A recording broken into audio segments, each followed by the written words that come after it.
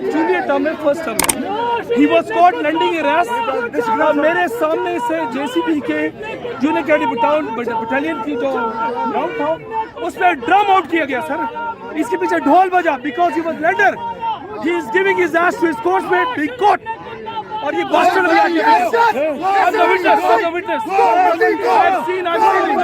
I have seen he was caught fucking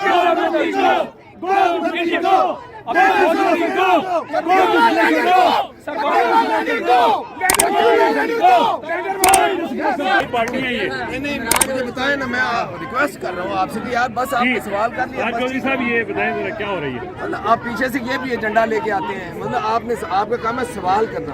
आप अगले बंदे को आप क्या अपना मेरे मोहतरम ये जो एजाज सैयद साहब है, अब्दुल्ला जान साहब है, मेरा कोई एजेंडा नहीं है। मैं ऐसे एजेंडा देख रहा हूँ कि आप लोग सवाल पूछते हैं, अगला जवाब देना उसकी मर्जी, वो जवाब देना दे।